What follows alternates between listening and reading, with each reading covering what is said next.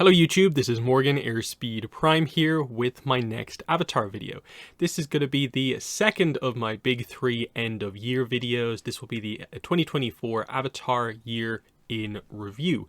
You will have already seen on my channel back in November the first of these videos, which was the top 5 Avatar story moments from 2024, where it's more focused on the story content from the year, but specific moments.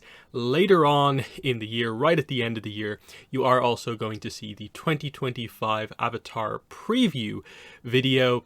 But like I said, for now, we are here to do the year in review for 2024. Just before I begin, I will mention that I do have YouTube channel membership enabled on the channel if you would like to help support. It really is a kind of valuable thing. It is a great way to support the channel, but also just viewing, liking, subscribing does help as well. But if you want to also support by becoming a channel member, that is great too. There are 2 tiers available, the Lightspirit tier and the Avatar tier. At both tiers, you will get loyalty badges and custom emojis to use in chat, live chat as well, stuff like that. And then if you go in at the higher tier, you will gain access to exclusive videos that I put up, usually once a month, covering stuff that I don't usually put up on the channel normally. But there is some Avatar stuff, like most of my Netflix Avatar live reactions. I think everything except the first 2 episodes is exclusive to being a channel member. So stuff like that is available if you would like to help support. It really does help. Now, let's jump into the video. So the usual kind of note with this to start off, I judge the quality of a year in Avatar on 3 things. 1, new story content that releases in the year. 2, notable news that happens in the year, and also merchandise that released in the year. Obviously, story content is going to be weighted the most out of all of these things because, that's what we're here for, the actual content that makes up Avatar. News, of course, can have a big impact on the year, but usually this does need to be relatively big, kind of more than just like, hey, this is the next book that's going to be released type stuff. And then merchandise ultimately does need to be really, really incredible to help to sort of shape a year.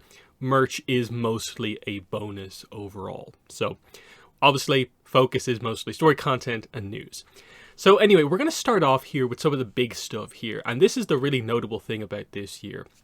We got Netflix Avatar Season 1. All 8 episodes of Season 1 released on Netflix on February 22nd, 2024. And it's fair to say that overall the release has to be considered a success because Netflix immediately moved to renew the show for Season 2 and 3.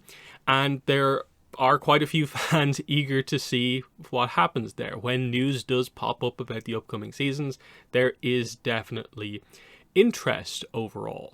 Getting into some more kind of opinion stuff on this, because that was more about it did the required numbers to justify Netflix, backing it for season 2 and 3. In terms of opinions, I think it's fair to say it probably came out just about on the positive side of things. It could have been so much worse. It probably could have been better at the same time, but given our history with live action projects, The Last Airbender movie, this one did quite well in comparison overall.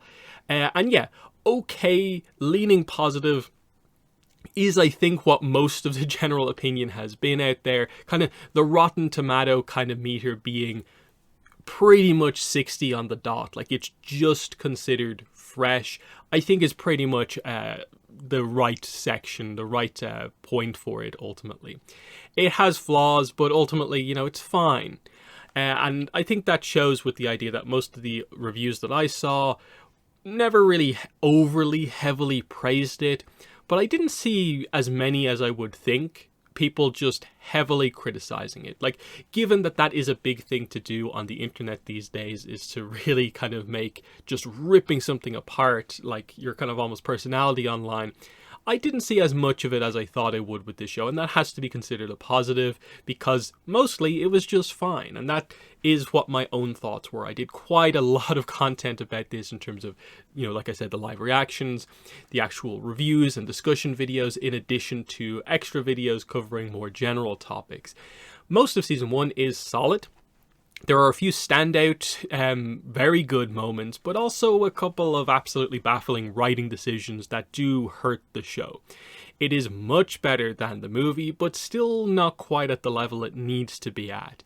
8 episodes, given the time that the episodes had, was ultimately far too little time to do a good and, I think, very solid, kind of well-received adaptation of Book 1. They just had to cut out far too much stuff, and they were left with not enough time to cover everything in the depth required. You can clearly see this with the idea that the show is capable of doing some good stuff with aspects of the plot, like the Zuko Iroh stuff was ultimately pretty nicely done, but they seem to sort of struggle with characterizing the gang, with kind of almost surprisingly compared to the kind of reaction going in.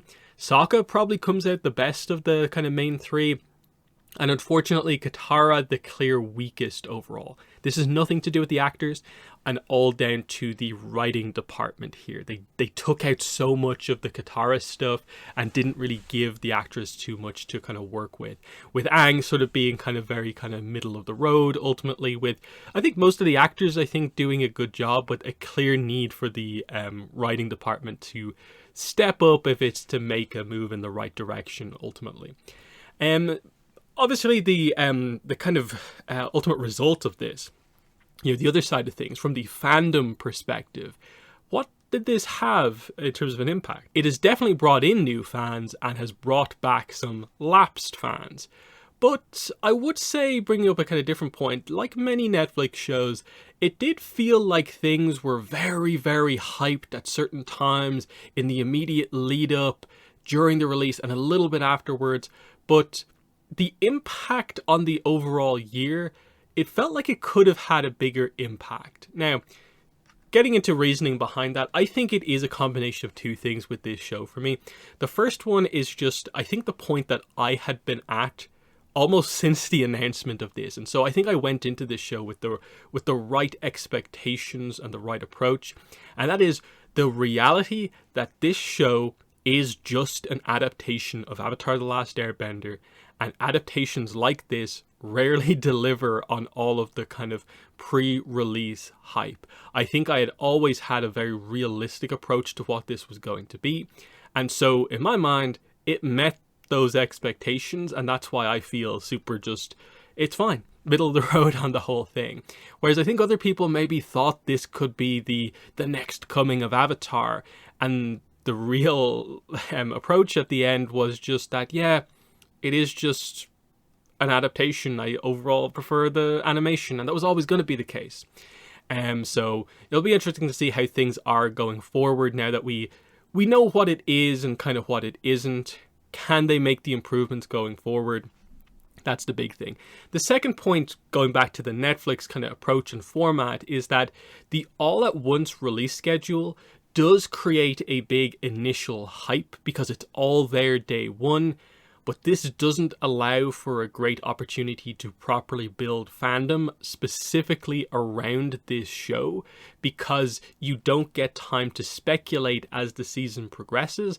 It all just happens immediately, or any speculation is purely based off the marketing material, which is usually very carefully curated, and that is a big factor in things ultimately that has to be noted overall, is that I felt a little rushed trying to cover this because, I've been waiting for this for a while, and now all 8 episodes are here, and if I don't cover this all, or at least partially cover all of this within the next week or so, I'm going to completely miss out on the hype surrounding this, because by the end of the year, not many people are really talking about Season 1 and very much have moved on to Season 2, which is still going to be a little bit away. So just the idea of It's a notable thing for the franchise. It's brought people back. I think it's a really good tool for the franchise to have overall of a live action version of the show that's of an acceptable quality, to bring in an audience that even the best Avatar Studios marketing might not immediately be able to bring in for the new animated projects, kind of looking ahead to the future. So, in that sense, it has to be a case of, I overall view the season 1 release and it happening this year as being a positive, even if maybe the opinion is actually this, that it's fine. It's solid. But anyway, moving on, we'll go into the Avatar Studios section of the video. So yes, overall, another year with barely any new official information on the upcoming animated projects. The few bits that did come out never felt like there was that much excitement around them, just because it was so clear that they are only saying the bare minimum and they still don't have like basic information like a finalized title or any official imagery to put out there. And again, it's year 4 of Avatar Studios. Again, 2021, 22, 23, and 24. And they still have not communicated with us. And we have so few like official details on any of these projects. And this was very much pointed out in a kind of funny way at the end of the year, just a little bit ago, with the idea that it's kind of crazy that the first series has not even been officially announced. There's been like basically no information officially about it, but there are so many more rumors and leaks out there about that than there are about the actually announced Aang movie. And I hope that their marketing is going to be good and that they actually start communicating sooner rather than later, because we've waited long enough. You've got to get going is ultimately the idea. So specifically, what did we learn this year about the 2026 Aang movie? So this is, of course, the one thing that is actually properly announced. So official information that we got throughout the year gives it the working title Aang the Last Airbender, with more recent copyright information from towards the end of the year suggesting that Lost Realm is either the title or is at least part of the title. One other thing that happened in the year is that the movie was officially delayed from the date we initially had, October 2025, to now being January 20th, 2026. And this got doubly confirmed, again, right towards the end of the year, with the copyright information also suggesting January 2026 as being the release date for the movie.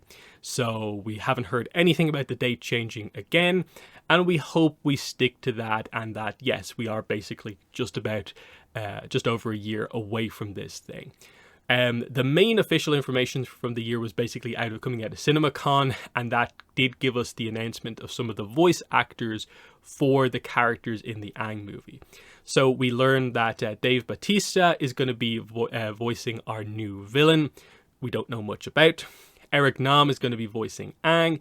Jessica Matten is going to be voicing Katara. Roman Zaragoza is going to be voicing Sokka. And Deon Kwan is going to be voicing Toph. That's the official stuff that came out. Note, the whole Dante Bosco is confirmed as Zuko remains a rumor that has yet to be officially confirmed. The one thing to highlight with this is that, of course, Dante Bosco has been out there relatively publicly within the fandom because, of course, he's one of the hosts of the Braving the Elements podcast. He's never mentioned that he's confirmed for this movie, even though, for instance, since the announcement, someone like, say, Jessica Matten has been very public about, hey, I'm voicing in the movie. So they're apparently allowed to do that, but he has not said anything. As far as we're aware, Zuko actually does not have a voice actor for this movie yet. You'll note I have Steven Yeun listed here. The copyright listing said that he is voicing someone in the movie, but we don't know who he is playing. Now, obviously, historically within Avatar, he should be playing Avatar 1, but we don't know that that's going to be the case here. He could be playing a new character, or the speculation could also be that what if Steven Yeun is actually the voice actor they're bringing in to voice kind of adult Zuko? We don't know. The reality of it is just Steven Yeun is going to be playing someone. Zuko is going to be in the movie because he's in the image we got from like last year, but we don't know the exact details. That is just the reality of where we're at. The copyright information also gave us this rather vague, simplistic description, but at least it was something about the movie. Years following the events of the beloved original series, Avatar, a new evil threatens the future of all four nations. Avatar Aang must rally his friends to defeat a new villain, the likes of which they've never seen before. Very basic. It's basically the team will face a threat. Now, obviously, I guess for a movie, they're going to have to go somewhat big with this. It looks like it's going to be something kind of new, maybe unexpected, with potentially Lost Realm being the kind of title. It obviously speaks to the idea of it could be kind of spiritual, ancient in nature. But what is a villain, the likes of which they've never seen before? Obviously, any villain technically meets that criteria, but they obviously mean there's something about this villain that is different than anyone they faced before. Aang has to rally his friends together, sort of suggesting that, like, we're going to get the sort of idea of the team is a bit split up, going on with their lives as adults, and Aang has to kind of reunite Team Avatar for the mission, which I think makes for, obviously, that's going to be a cool thing of, you know, obviously you can almost picture it in your head, meeting all the characters again as adults. Sounds very cool. Eager to get more concrete information on it, though. Moving on, we will go to the Earth Avatar series, and this is all rumored and leaked information. So I would say is, like, if you do care about like spoilers, there's actually a decent amount of information out there about this at this point, so maybe skip if you do onto the next section if you do want to avoid spoilers. But right at the end of the year, this is the kind of non-spoiler description of events. We did get a ton of info about this series. This is going to be the first series for Avatar Studios. The information includes stuff like the basic premise of what's going on here, details about at least a couple of characters in the show, and a lot of this comes from stuff like some storyboards and animatic. There's even a kind of notable piece of like concept art. And it's kind of crazy for a show that actually at the end of the year has yet to even be officially announced. Kind of crazy turn of events that we now have quite a bit to speculate about for the Earth Avatar series. Yet the Aang movie remains like super, super vague. Going into more details, this seems to be at least this is my summary of a lot of the details that we have. So the backstory behind this, kind of what happens between eras, is that something crazy happens during Korra's time as the Avatar, where she is forced to act and alter the world in some way. It's like she remakes the world. She has to effectively like tear it down, rebuild it up again. And this has created a situation where the world seems to now be a wasteland, except for these 7 haven cities. This is meant to be the sort of title of the series, 7 Havens. This creates a situation where the 4 nations are effectively no more because all humans have to live to be safe in these specific 7 cities overall. Because it's, of course, dangerous to go outside into the wastelands because there seems to be storms, lightning and sandstorms outside, and a lot of the exact details we don't really know. Obviously, one of the big things just from that premise that we are missing is that there's a lot of vagueness about what exactly happened that would prompt Korra to decide to stop this, to fix this. I need to do this crazy thing that will create the world in this kind of way, or leave the world in this state. There's obviously something important here that we just don't know, that will be fascinating from a lore perspective to see what it actually is. So then going into the idea of it's about the next Avatar, as the cycle continues to the next Avatar, it turns out to be a set of twins who seem to both be the Avatar. There is some vagueness surrounding some of this stuff in terms of how absolutely confirmed this is versus is this purposefully going to be a mystery within the series and the nature of like how this is actually accomplished. But something somewhere in the plot is definitely leading down the road of Both of them either are expected to be the Avatar or are confirmed to be the Avatar in some way, and we need to figure out what's going on there. Something happens when both girls are young, where the White Lotus ends up taking one girl, and the other girl ends up forgotten, living alone in a haven city. An incident occurs which is going to bring the sisters back together eventually. Our main character is the sort of forgotten sister, Pavi. Both of them, of course, are going to be 9. Pavi has a prosthetic leg and also a cat-monkey animal companion. Her sister's name is Nisha, and she also has a cat-monkey companion. Plus, there's also some White Lotus involvement and some interesting stuff with what seems to be some sort of a guard or kind of soldier kind of system going on in these haven cities. But overall, it sounds very interesting. It's not a by-the-numbers sequel by any means. There's definitely some sort of challenging content going on here in terms of, ooh, interesting. How are you going to manage that? How are you going to make it work out? But I like that there's some risk-taking going on here. They're really kind of going for something here, and that to me is a lot more interesting than just it's the Korra era but like slightly more advanced. There's some fascinating ideas here, and I'm super eager to see how they announce it, how they officially talk about it, and just to get more Avatar. Overall, I'm very hyped about a lot of this stuff overall. But we will move on. In terms of other information about other Avatar Studios animated projects, because we know there are much more projects in the planning. This year we did hear little bits and pieces. Now, a lot of this comes from vague marketing information, as you'll see here. The marketing for the book Heart of a Hero mentions that Avatar Studios is doing 3 movies and there's 4 TV series planned, which the 3 movies is absolutely confirmed, obviously, with the Aang movie being one of them. 4 TV series is kind of like, well, it fits in with all the rumors, certainly, with the Earth Avatar series being one, and there's absolutely going to be something else that is a TV series, basically. A marketing point that came out with The Reckoning of Roku, the novel for the year, was this.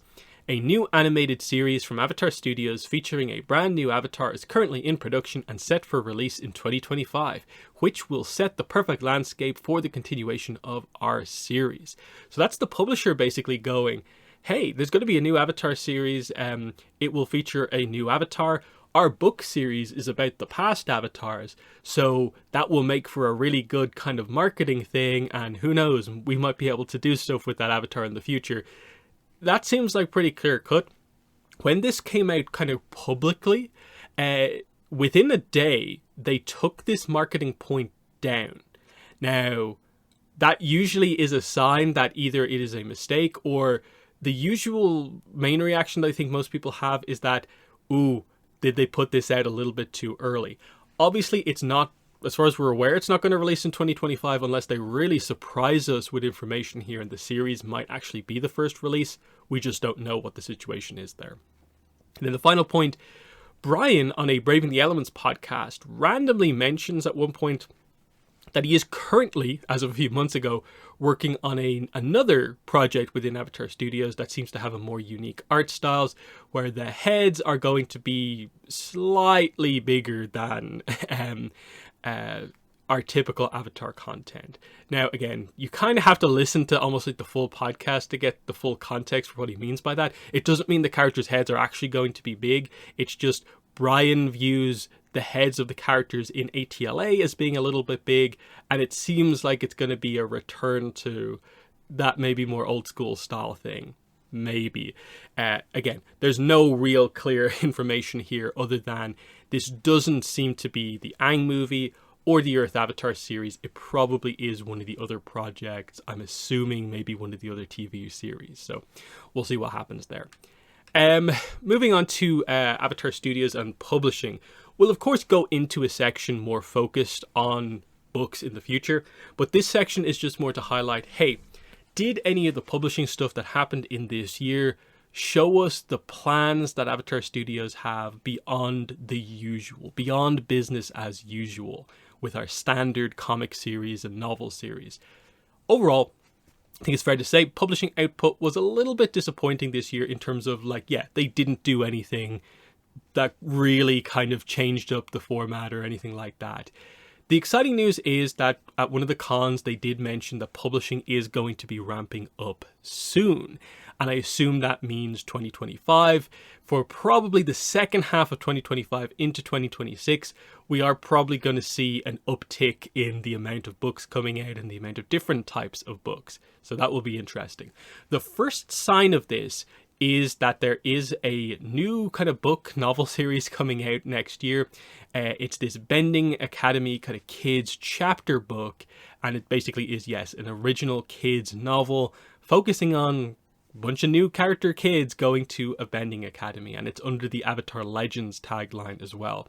Right now, as of recording, we don't have much information on it, but hopefully within the next couple of weeks, we do get some clear-cut information on it, because it's the first sign of that's different that I think we are seeing. So, obviously, we want to see more comics, a return to more notable stories. We want to see more novels beyond just Chronicles of the Avatar.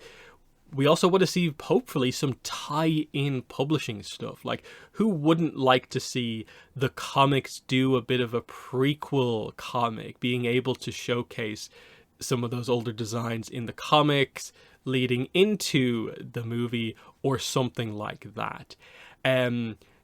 Avatar Studios actually meaning something for publishing is kind of what we're looking for, because it has mostly been business as usual this year. And hopefully we see that ramp up actually more apparent as we go through the coming months. Next, I do want to quickly mention the Avatar Studios website, because it is something that did only happen this year. Like, this was basically ending 2023 into 2024. This just showed up at the start of the year. I think it's fair to say, very disappointing initial launch. Probably the first 6 months were not great. There was no mention anywhere on the website what Avatar Studios is, no mention of anything that resembles, like, saying that they're doing movies or series. Eventually it got an update saying that, hey, we're doing movies and series, but there still wasn't that much there. They had a quiz, a basic quiz. They had some character bios, but only ATLA, no Korra or anything like that. The most promising one happened only very recently, and that was an update that added a timeline feature to the website that actually covers all the books, novels, where to get them, has the actual timeline on it. Very, like, this section of the website is so much kind of beyond the rest of the website that it gives me a little bit of hope going forward that, well, I guess that's where they're going to add in at least some information when the projects get properly announced, is they're going to add the Avatar Studios projects onto the timeline at the very least, and hopefully they can have like a big news section on the website in the future. So very much something that just in the last few weeks has changed from this was going to be me completely panning the website to all of a sudden it's like, okay, more updates needed, but I'm seeing some potential with the website now. Moving into kind of Avatar Studios video games, the big thing this year is actually a massive piece of news that dropped this year. Out of nowhere, though, I think we were probably expecting they would do a big video game at some point. So yeah, the biggest and most confidence-inspiring Avatar news from the year for kind of Avatar Studios non-animation stuff was definitely the announcement of a AAA Avatar open world RPG video game set 7,000 years in the past, has the subtitle like Ice Wars, that something happens, big natural disaster, volcanoes erupt, the world is threatened to be plunged into an ice age, and that is the story that you're going to have to deal with this kind of new Avatar here. It's not going to be out until like 2027, 2028, maybe even 2029. So the fact that they're kind of openly talking about this and they gave us an actual piece of concept art like 3 to 5 years before release is interesting and shows a lot more confidence in a video game project than we've ever seen before. And also really helps, I think, after a bunch of years with no information on the animations, to be like, no, Paramount are still interested. They're still they still really back Avatar as being a big thing for them to go and, you know, have this AAA Avatar game be made, because video games, especially the high-end ones, are super expensive to make. So them going for it here with Avatar is quite confidence inspiring ultimately, and helps to give a little bit more confidence into the animation side of things at the same time, I think. Then we go into Fortnite and Avatar. In terms of actual Avatar video game stuff that came out this year, I think this was the best thing that we got this year. Sure, it's a collaboration with another game rather than it being an Avatar game specifically, but this is probably the Avatar game thing that most gives you the sense for, wow, I really want there to just be a good Avatar video game, because just playing with the Avatar skins in Fortnite and its movement and how smoothly that game plays, it makes me go, yes, I want a specific Avatar game. Because if Fortnite, just with a few Avatar items, can make me feel like this is potentially the best Avatar video game ever, imagine what a proper Avatar game can actually be. But all credit to Fortnite, they did a very, very good crossover collaboration with Avatar this year. It was part of Chapter 5 Season 2 for Fortnite, and interestingly, it was Avatar and also Korra. Korra was actually the initial part of this collaboration, actually part of the main battle pass, like as the main kind of collaboration, kind of mini kind of thing as part of that, the kind of quest section. When she got kind of unlocked, and she brought some of the initial Avatar items and Avatar updates to the map into the game, ahead of literally Aang's iceberg arriving on the island and bringing with it basically the full Avatar update of like the ATLA cast coming into the shop, the Aang mini pass to unlock all the other items, and of course the full lineup of the 4 bending kind of items, which all worked really, really cool. And it all, I think, just came together very, very nicely overall. Sure, there were little things, like as usual with a lot of the collaborations, they didn't do all the characters. Did they do the right designs for all the characters? Where's Sokka? But the door is definitely open, I think. This was, I think, a very successful collaboration. I wouldn't be surprised if we see a kind of wave 2 of Avatar stuff happen at some point. Will we get the full event? Who knows? They might, I can see them maybe bringing back those bending items at some point. The full map kind of changed, maybe not. But yeah, I could see us getting more Avatar stuff in the item shop at some point in the future, especially with the idea of like actual new content coming out with the Avatar Studios stuff. So yeah, Avatar Fortnite, super memorable in the year. I did a bunch of streams with gameplay, so if you do want to maybe take a look back at what was going on here, I think the few streams I did on this is a pretty good thing, showing off like these were all the quests. I rotate through a lot of the Avatar skins playing it, so pretty fun stuff there.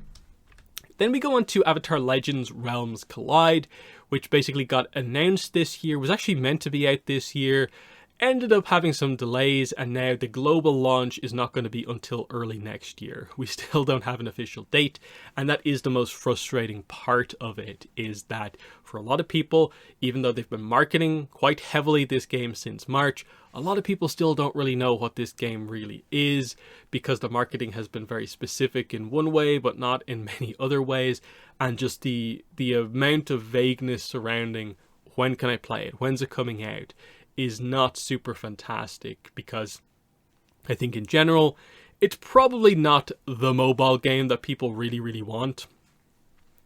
I think it will capture a certain amount of the fandom's attention, but it won't be the big thing ultimately. Hopefully it does well, because like I've said before with Avatar Generations, a successful mobile game is a sign of a successful fandom to a certain degree, so I hope they can get to a good spot with this game and the global launch goes reasonably well. So there is that. There were other gaming collaborations, but they were much smaller, with stuff like Fall Guys, And shortly after I released this video, the Overwatch 2 collaboration is just about to hit, where they'll have skins for some of their characters. So Avatar is continuing to do a lot of that stuff as well, keeping it in the spotlight. Don't forget that there's also Avatar Roblox as well, which I think was in like early access. I think that one got delayed. I think that was meant to be out earlier on in the year. But there's a lot of Avatar gaming stuff happening, and there were other announcements about stuff for the future kind of as well. The final thing about this that we also need to mention is that we also got a game announced and cancelled within the same year. And this is the Maximum Entertainment Avatar fighting game, which got announced and cancelled in 2024. We never got a single visual on this game, basically no information the whole time through on what it actually is outside of it's a fighting game with Avatar characters. It's hard to know, is this a big loss? Does it not mean anything?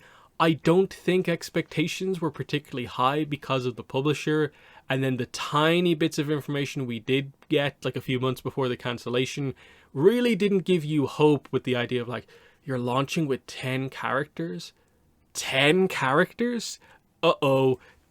Immediate red flags for me, especially when the whole time through, not a single screenshot, not a single second of gameplay footage. What were we meant to think? So I don't think this is going to be too much of a loss. We have the announcement of the big game we've always wanted. It's honestly probably for the best that some of these maybe lesser quality games don't kind of poison the well of Avatar gaming kind of going forward. Next, Avatar in concert. I just want to quickly mention this, obviously, because, you know, we heard about it last year, stuff like that. But yeah, they had a pretty full schedule for the concert this year.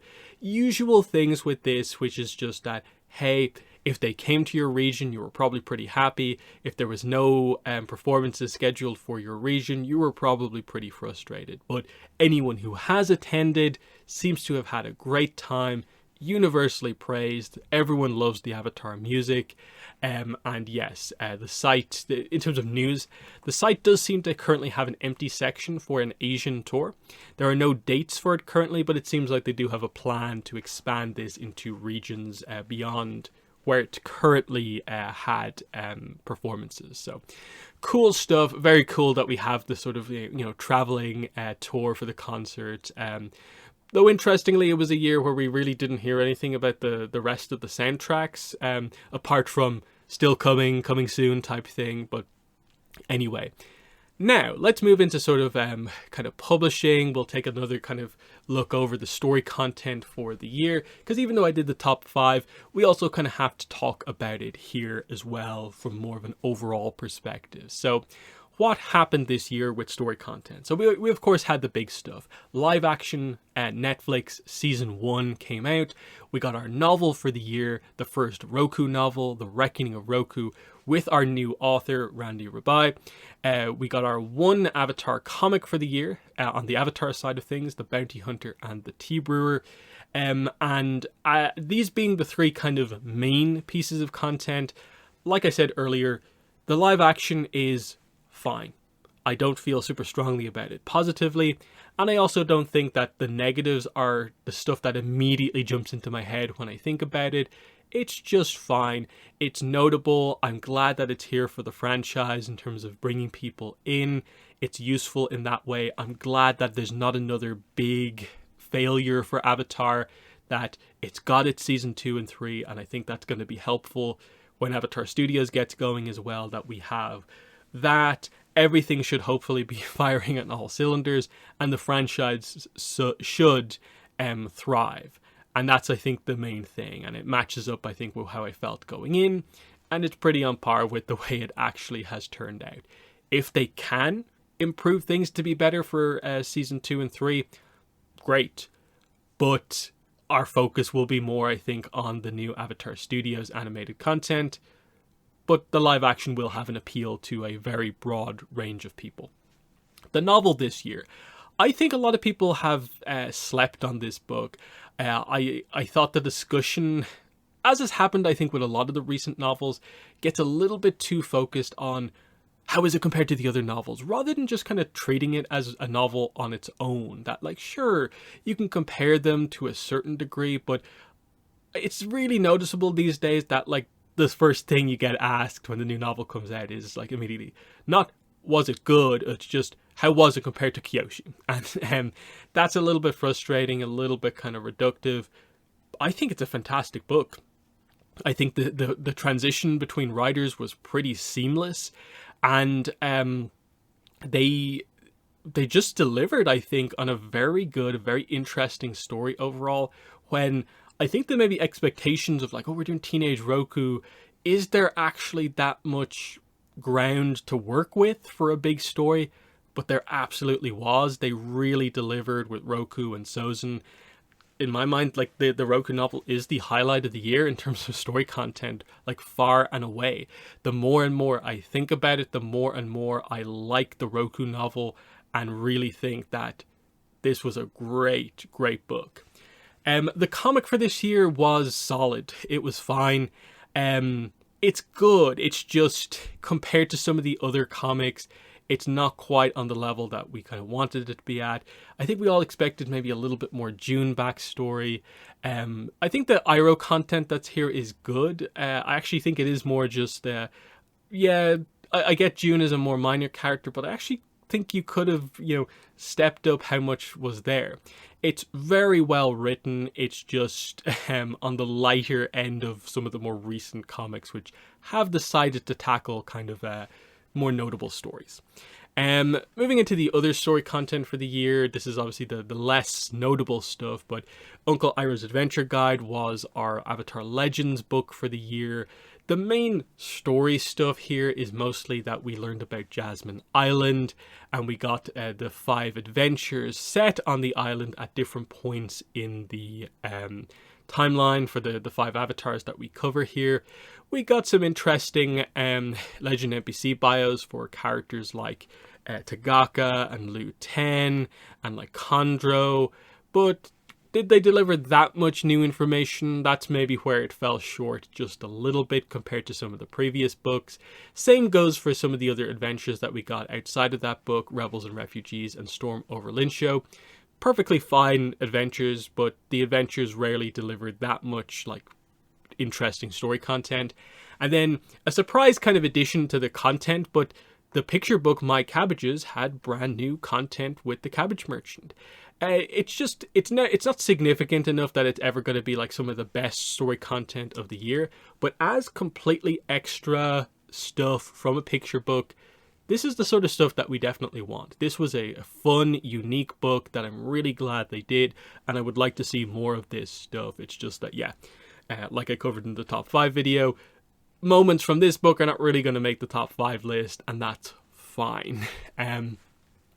Moving on from that, away from the story content, which overall was decent without being blow away amazing, some of the other kind of publishing output for the year you can see here. Obviously, The Rise of Kyoshi and The Shadow of Kyoshi got paperback releases for the first time after years of waiting. Nothing new here. The covers are slightly graphically adjusted, but overall it's just, hey, new format, nice. I Am Zuko, I Am Katara, and Heart of a Hero are all picture books that have new art, so they are kind of new books, but obviously they do mainly just recap the story and characters of Avatar The Last Airbender, so they're not the most impactful, though they are very kind of fun and enjoyable releases. Aang's Epic Adventures is straight up a reprint of much older content, which was kind of random. Cool that they offer it, I guess, but, like, not super impactful on the year. The calendar this year was mostly just, effectively the poster collection in calendar form. We got an op-ed journal, and then maybe the most interesting book of the lot was that, hey, they finally got around to doing a library edition for Team Avatar Treasury, collecting the first 3 one-shots together, plus there are the annotations in there as well as some extras at the back. So that was nice to know, setting the stage for, like, okay, they are going to collect the one-shots into library editions. Well, that's great. Now let's take a look at the publishers kind of individually and focus on overall what their output was. Fair to say, Dark Horse Comics had a bit of a disaster of a year. I'm sorry, but one book, the only new content you had out this year is one Avatar comic, is not good enough. I understand there are delays that happened to the Mako comic, which was basically meant to be out this year, but unfortunately it ends up being early 2025. So really there should be 2 books here, but I would still, I think, even with the 2 books, be like, I think in 2024 you should be able to have more than that in a year. They do only have the 1 new book announced for next year, Ashes of the Academy. It is quite exciting, but we've not fully seen from Dark Horse the idea that where is the ramping up happening on their side of things. I'm not really sure we've seen that just yet. So yeah, they need to be one of the ones doing the ramping up. We need to see more comics, absolutely, and some of the other kind of books we've been waiting for see release, which, interestingly, we have to do our yearly update on what's going on with Beast of the Four Nations, and shock, horror, surprise, we actually got an update on this book this year. It's a very vague update, but it is a positive update. Out of nowhere, we got an update. It's not a super official one, but someone working on the book confirmed that art is still being worked on. They basically, like, on social media, responding to the on one of the cover artists' Instagram posts, someone asked, "Hey, is the book you did the cover for, is it actually still coming out, Beast of the Four Nations?" I think they said they don't know what's going on, but then this other artist popped in and said, "I'm literally working on art for that right now." And so we kind of got that. It was a bit of a weird one in terms of how it happened, but hey, an update is an update. To go from years of this book doesn't seem to exist anymore to, hey, art's being done, it exists, is very good. Obviously, there is still no suggestion of when it's actually going to get re-announced or when it will actually come out, but after years of nothing, this is nice to know.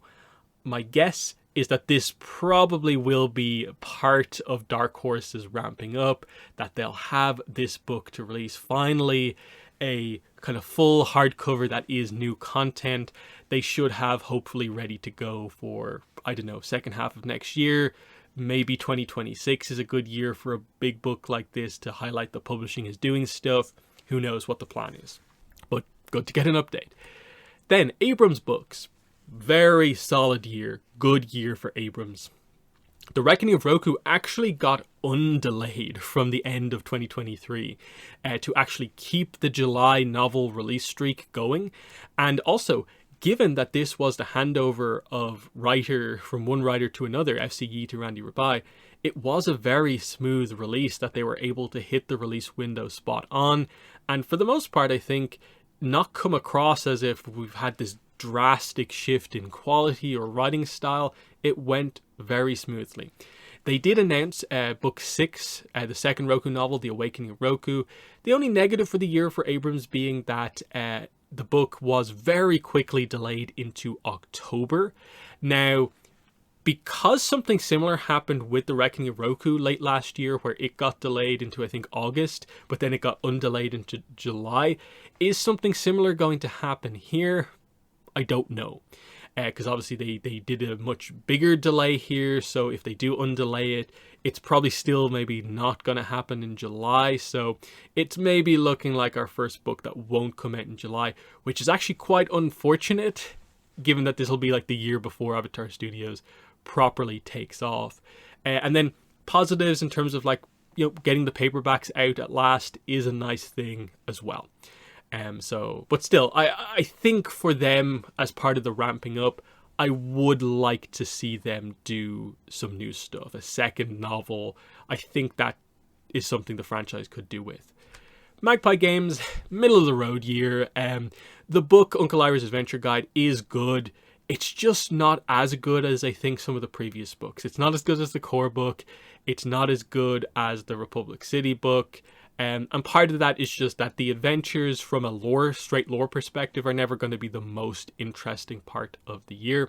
So I really hope that the next book is the Spirit World book and that they can, that can actually have some really interesting lore and details on the spirits in it. But I guess we're going to have to wait until early next year to see what their plans are. There is also there's going to be a Kickstarter for the Voyage of the Unity Roku kind of group of adventures, that is, I'm guessing, now going to be probably an early next year thing as well. So looks like maybe next year there's a little bit more going on for Magpie, but definitely I think looking ahead, they need to kind of figure out what they're going to do, because they're kind of quickly, I think, going to run out of sort of this character's adventure guide style books or a settings book about this very specific part of the universe. They're probably going to have to jump to probably introducing a new era into the game and really covering that quite well. And I wonder how the RPG is going to work with, for instance, the new era for the Earth Avatar and stuff like that. But the three big publishers, you can see here, one had, I would say, a weak year, one had a very average year, and then Abrams had a good year. But none of them, I would say, had absolutely outstanding years, given where I think expectations are. Moving into merchandise, overall, kind of like last year, there wasn't a lot of standout releases for the year. Very few companies actually have just continued to put out new stuff and are like established Avatar merchandise makers that have just continued. There wasn't really not a lot of new stuff that got announced. Clearly, very much a calm before the storm, with a lot of places probably getting ready to have Avatar Studios stuff to coincide with, the Aang movie, the Earth Avatar series, hopefully. The reason we think there is going to be a marketing push is that we did get news earlier on in the year that Paramount do view Avatar as being a big merchandising kind of IP for them, alongside like TMNT and like Dora, some of their bigger kind of properties. And then also one thing we got, a big one, they did announce that Jazzwares has signed this master licensing agreement to be the kind of main kind of toy line manufacturer for Avatar going forward, I guess. Not a lot of details here, but like the idea is that they're going to do toys, play sets, cosplay stuff, dolls, I think, is included in here, plus a couple of other kind of bits and pieces as well. And this is something we haven't quite had. We've had, this company is going to do a few Avatar things. They got the license. This is Jazzwares got the master license deal. It seems like they're doing a full-on toy line. Now, what does that mean? It's planned for 2025. The Avatar Studios stuff is not happening until 2026. So obviously they're going to do, I guess, ATLA, hopefully Korra as well, set the stage so that they have a toy line that they can maybe just put stuff about the new content into. There's a lot we need to know about it, but it means that looking ahead for merchandise, we're probably going to start getting big Avatar merchandise news. I wouldn't be surprised if we do start to get like news that comes from maybe merchandise leaks and stuff like that with a big deal like this, and just being aware that there's a big toy line coming on the horizon. I hope it works out for them here. I think it's actually a decent sign that we've gone for, it's not a Hasbro, it's not a Mattel, but it's still a notable toy brand that has done other franchises pretty well. And it feels like Avatar can work nicely as one of the big IPs that Jazzwares has, and maybe be their big toy line that they put a lot of effort into. That's the hope, that's the dream. And then I guess there is still room for other companies to do the license for more specific things as we go forward as well. Just a few things from the year. Diamond Select toys continue to be somewhat consistent. They got 2 figures out this year, more towards the start of the year, but the Toph Gallery Diorama and the Iroh Gallery Diorama did come out this year, and they also did announce Ahsoka for next year. So that is nice to know that they have this. I continue to be quite impressed with this line of dioramas in terms of the detail, the ambition of the sculpt compared to the price point. I like what they're doing here, and I feel it's worth noting each time it comes out. Funko didn't have a great year in the sense that like their release schedule for Avatar stuff does seem to just be literally coming out in the last few weeks of December. So after a long wait, they did actually announce some pops. It's a series of 4 deluxe kind of element base pops: Katara, Toph, Zuko, and Aang, with kind of fancy elemental bases on the bottom and the back. They're somewhat expensive for what they are, but they, at least for I think a decent amount of regions, are hitting right at the end of this year, but for certain places it will be early next year. I do want to mention the Journey of Aang board game crowdfunding campaign. Obviously more of a next year release, but a crowdfunding campaign. We got to see one this year. These are always fun to follow, to see how well an Avatar item does. So in this case, just a board game. No new like story content here, just a board game. But they made $357,000 from an initial $50,000 goal, hitting basically all the stretch goals along the way. And, you know, basically because they made so much, the game is going to be improved so much from what their initial offering actually was. And I think a lot of people got on board with this one quite well.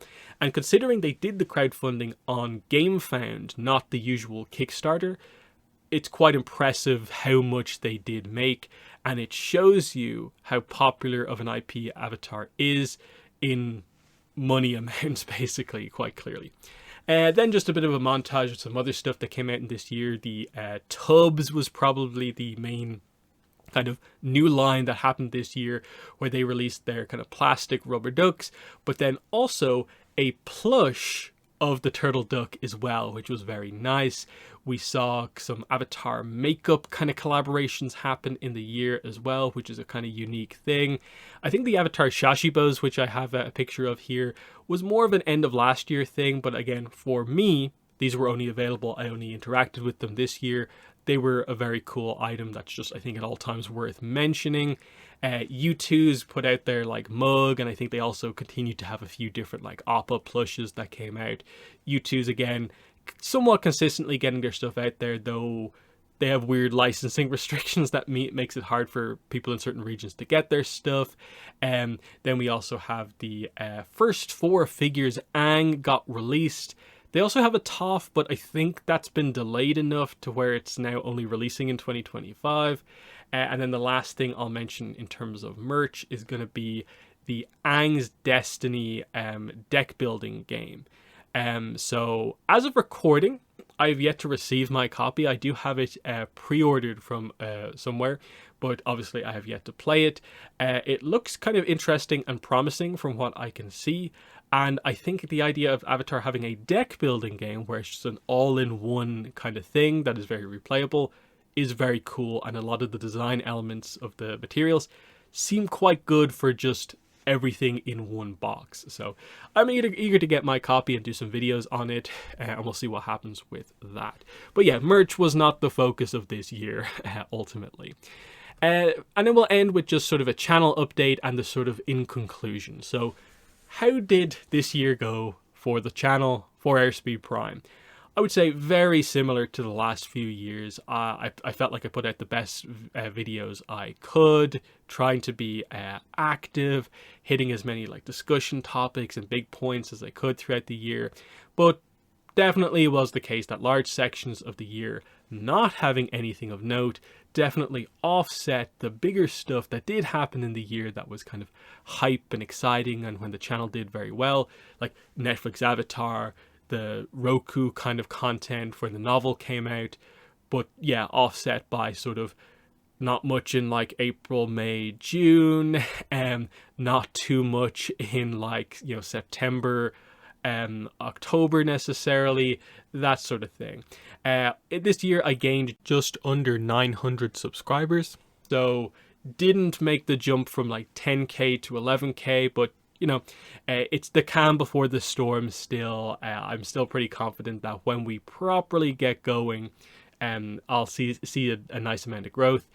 I was personally quite happy with my coverage of Netflix Avatar, even though it was sort of frustrating to have to like really rush and hyper plan it all out to come out in a pretty short period of time, to just sort of maximize it and not get like lost in the schedule, basically. I do wish there was just a little bit more time to let some of that stuff breathe and kind of enjoy the big release a little bit more than just everything happened on day one. But yeah, we have to kind of wrap it up with just the idea that, yeah, another year of extremely minimal Avatar Studios news. It was felt. Sure, we got some of the excitement at the end of the year with some of the leaks, but I think the fandom always has a bit of a weird reaction to the leaks, because in certain places, especially like as content creators, you never feel like you can super clearly cover this stuff, because don't want to get in trouble just for trying to discuss the stuff that the fandom is talking about. That's always a little bit frustrating. But you know, again, calm before the storm. Hopefully this is the last year that just kind of feels like we're Avatar Studios, we're not ready to go yet, and so the Avatar fandom isn't quite ready to take off just yet. I think we'll see that change next year. So yeah, I'll just quickly wrap up the section of my channel by quickly covering, these are basically 10 of my favorite videos that I put out this year, just as a little bit of a reminder for some of the stuff that I put out this year, maybe some videos you might have missed. In no particular order, these are just 10 videos. I happened to kind of look through the list of stuff that I put out this year and thought was like, hey, I want to mention that. And then to wrap it up, in conclusion, the year 2024 for Avatar. Fair to say, 4 out of 4 years since we have learned about Avatar Studios, and they still have not done much to keep us informed or show us what the plan is. Any sense that they're doing franchise building from a bit further out, that they'll tell us the plans a few years in advance, and you know, the fandom can develop slowly? No, doesn't seem like they're doing that. This is gonna be much more of a standard, I think, marketing thing. I hope when they finally do get going, there is a little bit more to it to make it impactful, but it's I think become clear that, yeah, okay, we're only going to find out about this stuff at the typical times. They're not throwing anything to us as the fandom. A little bit frustrating, but that seems to be their approach. There are small glimpses that we saw this year that Avatar Studios is about to go big. You can see this in stuff like news about the incoming merch line. There's big plans for video games, finally a AAA game. Publishing is about to ramp up, whatever exactly that means. But ultimately, this all does point to the fact that 2025 is going to be the year where things finally start to happen. Again, also referencing the Earth Avatar leaks, you know, them really starting to come out here right at the end of the year is a sign this stuff actually exists, and we're gonna find out about it officially sooner rather than later, hopefully. But in terms of more concrete stuff that happened this year, the Roku novel, I think, is the ultimate highlight from the year. Some might say it's Netflix Avatar, but for me, while solid, it didn't deliver enough, given that it is a big budget project. It didn't do enough for me to be the standout thing for the year in comparison to a full novel of brand new content that, to me, really, really did deliver. But I would also highlight that, yes, you notice here, didn't really mention the comics here. Dark Horse had a rough year when historically they have been one of the main suppliers of new content, and it just didn't happen for them this year. And while I'm understanding to a certain degree, it's also like 2024, you put out one book. Really? That's not great. But overall, fine, given the timing, I guess. But I am ready now at the end of 2024 to just go into 2025 with my expectations higher. I think they have to be for everyone, and that we can't have another year like this again. How long are we going to be kept waiting? They have to actually deliver 2025. Obviously, we're not going to get the animation next year, but the idea is, especially once we're in the second half of next year, we should be getting stuff like trailers, visuals, announcements of multiple projects, that sort of thing. And the final thing before I wrap up the video is just to say a big thank you to all of my YouTube channel members. At the Light Spirit tier, we have Tab U, Gersharon Man, Quintinius, Alexander Forte, Michael Kahara, Gustavo Andrade, Liaj Angatnam, Colifrog, and at the higher Avatar tier, we have Marchin, Brit in Toyland, Fishik, Callum, Persian Lagoon, Austin Hirth, Therian, and Beryl Mulder. Thank you for your support for the channel. That has been the video. So in the comments, let me know what your thoughts were on everything that happened this year. But that has been the video. Thanks for watching, and bye.